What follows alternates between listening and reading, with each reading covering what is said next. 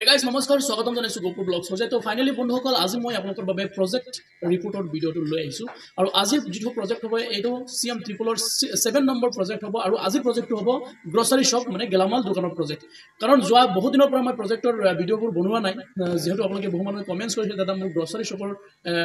project লাগে গতিকে আজি মই ফাইনালি আপোনালোকৰ বাবে লৈ আহিছো গ্ৰসাৰী প্ৰজেক্টৰ ভিডিঅ' তো ফ্ৰেণ্ডছ গেলামাল দোকানৰ বাবে যিবোৰ মানুহে এপ্লাই কৰিছে আবেদন কৰিছে তেওঁলোকৰ বাবে ভাল খবৰ কাৰণ আজি আপোনালোকে ঘৰত বহি একদম বিনামূলীয়াভাৱে আপোনালোকৰ এন্ড্ৰইড মোবাইলৰ মাধ্যমেদি আপোনালোকে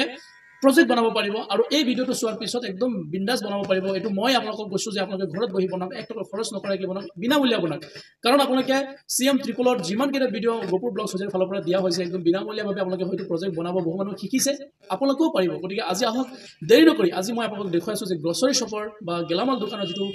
এপ্লাই আপোনালোকে কৰিছে CM ট্ৰিপলৰ মুখ্যমন্ত্ৰী আত্মনিৰ্ভৰ আঁচনি তো আজি এই ভিডিঅ'টো গেলামাল প্ৰজেক্ট কেনেকৈ আপোনালোকে বনাব ঘৰত বহি বনাব সেই বিষয়ে আজি আপোনালোকক দেখুৱাই আছো তো যেতিয়ালৈকে যোনে মোৰ চেনেলটো সাবস্ক্ৰাইব কৰা নাই আপোনালোকে যদি নতুনকৈ ভিজিট কৰিছে মোৰ চেনেলটো সাবস্ক্ৰাইব কৰি ৰাখিব আৰু যদি আপোনালোকে মোক ফেচবুকত চাইছে তেতিয়াহ'লে ফলো নিশ্চয় কৰি যাতে সকলো সময়তে মই আপোনালোকৰ বাবে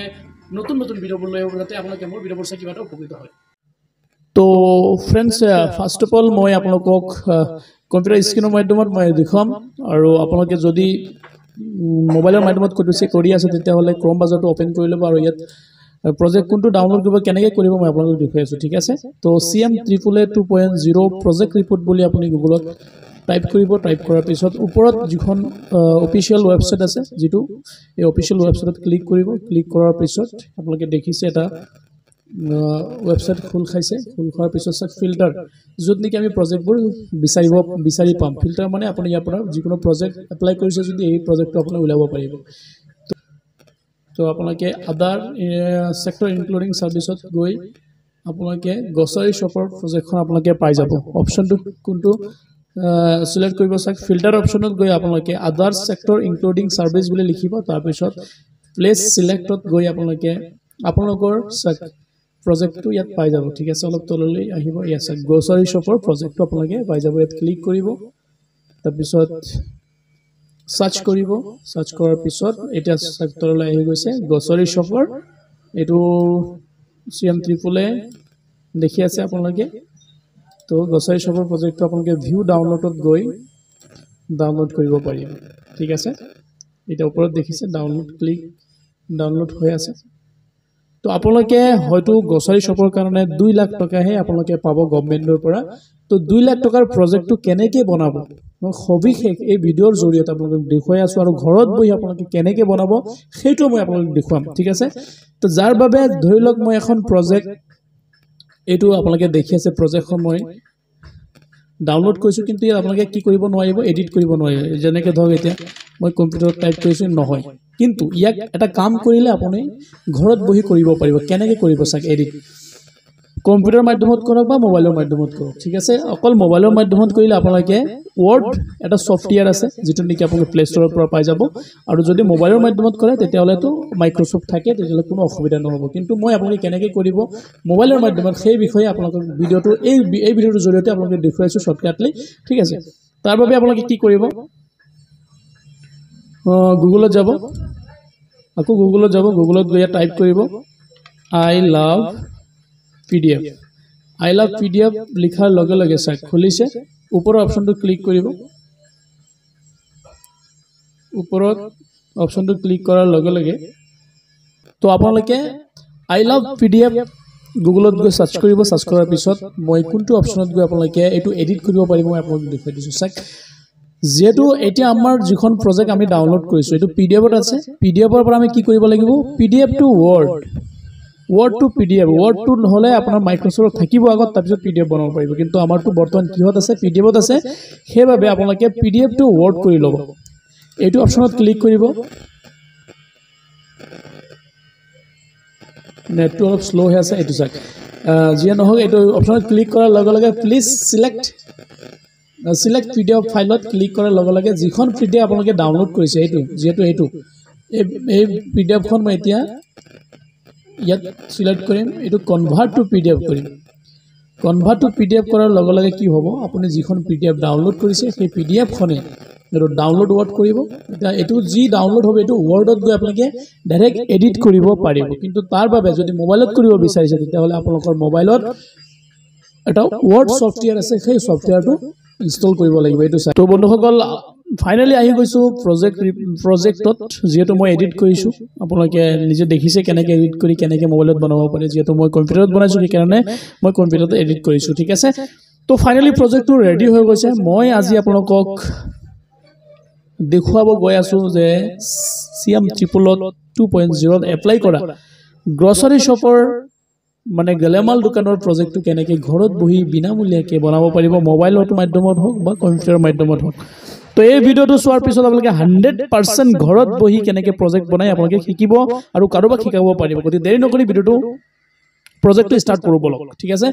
তো ফাৰ্স্ট অফ অল আপোনালোকে দেখি আছে ফ্ৰেন্ডছ সিএম ট্ৰিপলে 2.0 এটো প্ৰজেক্ট প্ৰফাইলৰ for financial assistance under chief minister Atmanirbhar Asom অভিযান সিএম ট্ৰিপলে ঠিক আছে chief minister Atmanirbhar Asom Abhijan name of the scheme grocery shop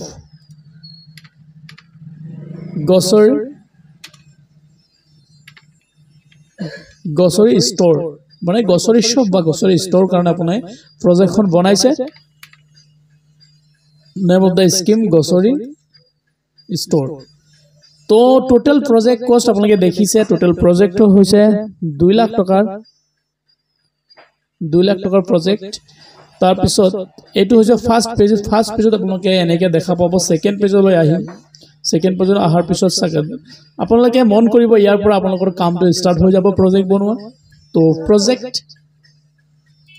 at a glance name of the project name of the entrepreneur মনত ৰাখিব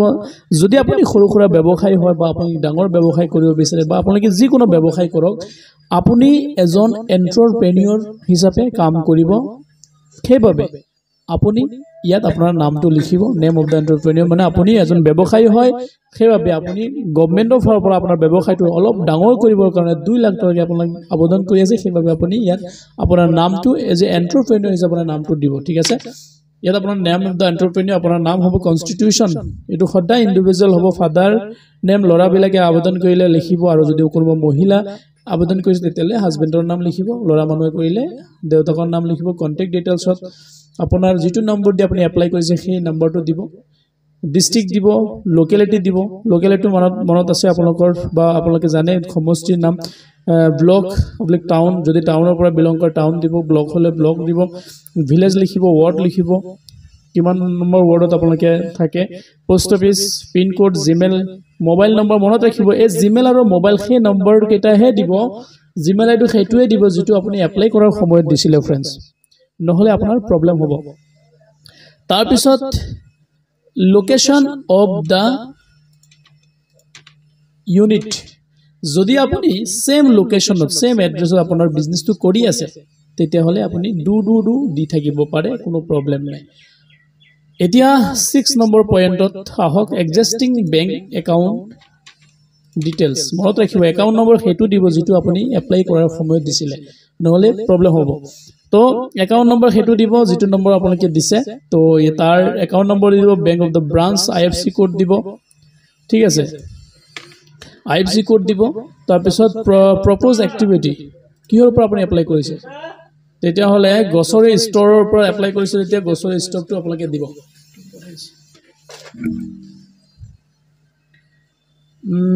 তাৰ পিছত আপোনালোকে কষ্ট অফ দা প্ৰজেক্ট কিমান টকাৰ আপোনাৰ হেৰি বনাইছে 2 লাখ টকাৰ যেহেতু আপুনি প্ৰজেক্টৰ কাৰণে এপ্লাই কৰিছে সেইভাবে 2 লাখ টকা আপোনালোকে ইয়াত 2 লাখ টকাৰ প্ৰজেক্ট বুলি 2 লাখ টকাৰ প্ৰজেক্ট আপোনালোকে লিখি দিব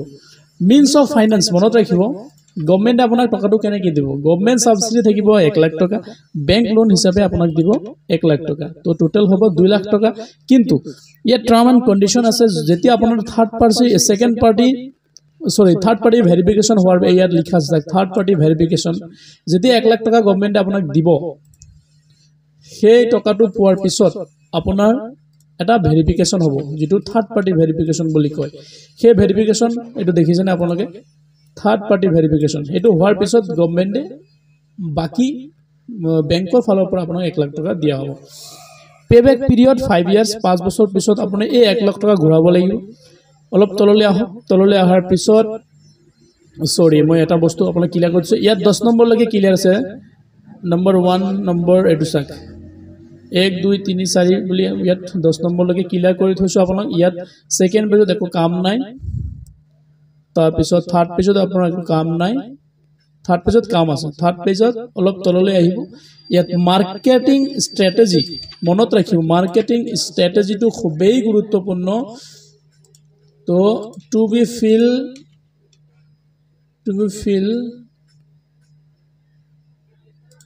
up by the applicant দ্বাৰা এটো ফিল আপ কৰিব লাগিব গতিকে আপুনি এজন এন্টাৰপ্ৰেনিয়ৰ যেহেতু আপোনাৰ এলেকাত কিমান কেটা গ্ৰছাৰী শ্বপ আছে আপুনি ইয়াত আপোনাৰ ডিস্ট্ৰিক্টৰ নাম দি পপুলেশন অফ দা ডিস্ট্ৰিক্ট আপোনাৰ ডিস্ট্ৰিক্টত কিমান জন পপুলেশন আছে সেই পপুলেশনটো দিব গুগলত চেক কৰি আজিকালি সবে পাই যায় তো number of grocery store in the locality আপোনাৰ যেটো এলেকাত আপুনি এই বিজনেসটো কৰি আছে সেই এলেকাটোত কিমানটা গ্ৰছাৰী ষ্ট'ৰ আছে হেতু আপুনি লিখিব লাগিব তো আপুনি হয়তো আপোনাৰ আপুনি জানেই কিমান কেটা আপোনাৰ এলেকাত আছে তো এই লোকেলিটি হিচাপে আপোনাৰ ইয়াত কিমান কেটা দোকান আছে তো লিখি দিব estimate annual average turnover of the existing grocery store estimate annual average turnover of the existing grocery store আপুনি ইয়াত মনত ৰাখিব যে আপোনাৰ বছৰীয়া কিমান টাৰ্নওভাৰ হয় আপোনাৰ গ্ৰছাৰী ষ্ট'ৰৰ পৰা বা যদি কাৰোবাৰ আছে আপুনি খুদিব পাৰে সেই হিচাপত বা আপুনি নিজে যদি কৰি আছে তেতিয়া হলে আপুনি জানে যে আপোনাৰ বছৰীয়া কিমান টাৰ্নওভাৰ হয় আপোনাৰ গ্ৰছাৰী ষ্ট'ৰ আপোনাৰ গেলামাল দোকানৰ পৰা সেই টাৰ্নওভাৰটো আপুনি কিমান টকাৰ টাৰ্নওভাৰ হয় সেই টাৰ্নওভাৰৰ পৰা আপুনি ইয়াত লিখিব নিয়াৰেষ্ট হোলসেল ডিলাৰ্স ডিস্ট্ৰিবিউটাৰ্স মনত ৰাখিব নিয়াৰেষ্ট হোলসেল ডিলাৰ্স ডিস্ট্ৰিবিউটাৰ্স এটো মেন্ডেটৰি হয় আপুনি দিবই লাগিব কত আছে আপোনাৰ নিয়াৰেষ্ট হোলসেল দোকান বা ডিলাৰ বা ডিস্ট্ৰিবিউটাৰ হেতু আপুনি মেনশন কৰি দিব ঠিক আছে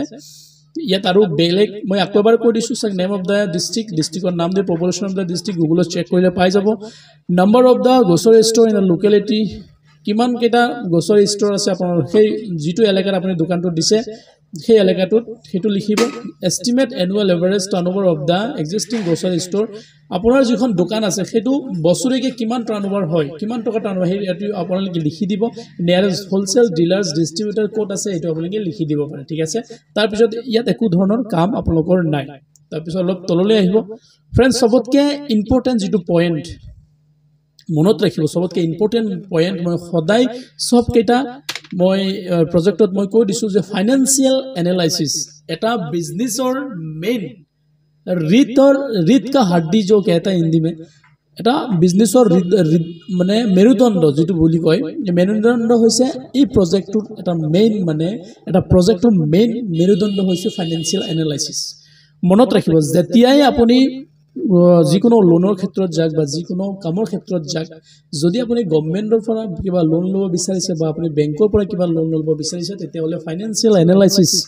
খুবই গুৰুত্বপূৰ্ণ এটা অপচন তো কষ্ট অফ প্ৰজেক্ট মনত ৰাখিব যেহেতু আপুনি এখন দোকান কৰি আছে সেই দোকানটো বনাব লাগিব বনাওতে খৰচ লাগিব সেই দোকানত যদি আপুনি গেলামাল কৰি আছে তেতিয়া গেলামালৰ কাৰণে আপোনাৰ শোকেস লাগিব কাঠৰ উডেনৰ শোকেস লাগিব গতিকে সকলোখিনি আপুনি দেখুৱাব লাগিব যে আপুনি এখন দোকান এটা বিজনেস কৰিব গৈ আছে তেতিয়ালে আপোনাৰ সেই বিজনেছত কিমান টকাৰ বস্তু সামগ্ৰীৰ প্ৰয়োজন হয় হেতু আপুনি দেখুৱাব লাগিব তো ফাৰ্স্ট ফাইনান্সিয়াল এনালাইসিস মই সকলোখিনি দেখুৱাই দিছো স্যাৰ যেহেতু ৰেন্ট এটো যেটো দোকান আছে ধৰক কোনোবা যদি কোনোবাৰ দোকানত নিজৰ দোকান আছে তেতিয়া হলে এটো ফিল আপ কৰিব না লাগে ঠিক আছে ইয়াত 1 টকা মোৰ যেহেতু দোকান মই এটা বেলেগ এটা ফ্ৰেন্ডৰ কাৰণে বনাইছো সেইবাবে ইয়াত তাৰ দোকান নিজৰ আছে কাৰণে অকল স্কয়াৰ ফুটটো দি দিব কিমান স্কয়াৰ ফুটত ইয়াত কোনো ধৰণৰ ৰেন্ট লাগা নাই গতিকে এটো লিখিব না লাগে ঠিক আছে তো মেচিনাৰী ক্ষেত্ৰত চাই মেচিনাৰী ক্ষেত্ৰত এটো ল্যান্ডৰ ক্ষেত্ৰত কৈছো দোকানৰ ক্ষেত্ৰত কাৰোবাৰ যদি নিজৰ দোকান আছে একো কৰিব না লাগে যদি আছে ৰেন্টত আছে কমেন্টস কৰিব তাত ঠাইত কিমান স্কয়াৰ ফুটত ৰেন্টটো আছে সেই স্কয়াৰ ফুট কিমান টকাকে বনাইছে স্কয়াৰ ফুটটো লিখি ইয়াত এমাউন্টটো বহাই দিব ঠিক আছে এটা চাক A B C ক্লিয়াৰ হৈ গ'ল এটা C অপচন আহিছো মেচিনাৰী এটা চাক ওয়াল মাউন্ট এটা দোকান কৰিব হলে তেতিয়া হলে আপোনাৰ কি কৰিব লাগিব দোকানত শোকেস থাকিব লাগিব উডেন কাৰ্টুন উডেন শোকেস বনাব লাগিব কাৰণ গেলামাল দোকানটো আপুনি মাল কেটা তলত ৰাখিলে নহব সেভাবে উডেন ওয়ালত মাউন্টেন শোকেস মই তিনটা দেখুৱাই দিছো 25000 কে তিনটা 75000 টকা মোৰ বনাওতে গৈছে দেখুৱাইছো কাউন্টাৰ অফ দা শোকেস উডেনৰ এটা আছে 30000 কে মই ইয়াত দেখুৱাই দিছো সৰি 35000 দেখুৱাই দিছো তাৰ পিছত ইলেক্ট্ৰনিক ওয়েগিং ব্লেন্স অলপ ইলেক্ট্ৰিক্যাল ওয়্যাৰিং সোয়িং কৰিব টকা লাগিব সেভাবে মই 3500 টকা দেখুৱাই দিছো মেকানিক্যাল ওয়েগিং ব্যালেন্স উইথ দা ওয়েটস ইয়াত 1000 টকা দেখালো রিফ্রিজারেটর কোয়ান্টিটি এটা দেখিছো 15 ইয়াত 15000 টকা দেখুৱাইলো ৰিফ্ৰিজাৰেটৰ ইলেক্ট্ৰিফিকেশনত মোটামুটি ধৰক অলপ ইলেক্ট্ৰিফিকেশন মানে যৰ পৰা সাপ্লাই হয় আপোনাৰ এটা দোকান চলাবলৈ আপোনাৰ সাপ্লাইৰ দোকানৰ কাৰেন্ট থকাটো খুবেই প্ৰয়োজন এটা মিটাৰৰ প্ৰয়োজন গতি সকলোবোৰ মিলাই মই ইয়াত 10000 দি দিলো মনত ৰাখিব এটা বস্তু ক্লিয়াৰ হৈ যাব যেতিয়া ধৰক আপুনি ৰেন্টত কোনো দোকান কৰি আছে তেতিয়া হলে এই এৰিয়া স্কয়াৰ ফুটত যেটো মই 250 স্কয়াৰ ফুট দেখুৱাইছো ন এই 10000 টকাটো আপোনালোকে ইয়াত কমাই দিব পাৰে তেতিয়া হলে হয়তো বহু মানুহৰ এটো প্ৰয়োজন নহয় গতিকে LS ৰ প্ৰয়োজন নহয় সেভাবে আপুনি এই 10000 টকা ইয়াত দেখাব পাৰে গতিকে এই 136000 টো ইয়াত এমাউন্টটো মিলি যাব ঠিক আছে এটা অলপ তললৈ আহক preliminary and free operative cost তাত 4000 টকা দিছো ফাৰ্নিচাৰ এন্ড পিকচাৰ্স ইয়াত মই 5000 টকা দেখুৱাইছো কনস্টিটেন্সি আদাৰ্স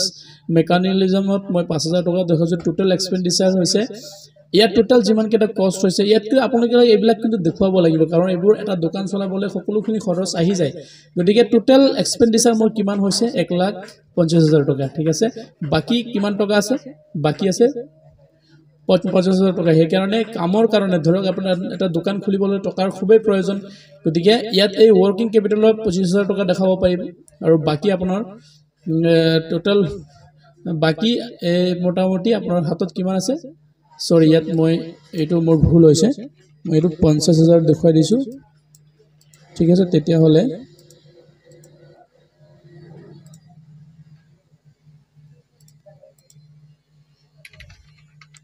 এটো প্ৰয়োজন নাই ঠিক আছে এতিয়া আছে এমাউন্টটো মিলি আছে টোটাল প্ৰজেক্ট কষ্ট 2 লাখ টকা 2 লাখ টকা 2 লাখ টকা ঠিক আছে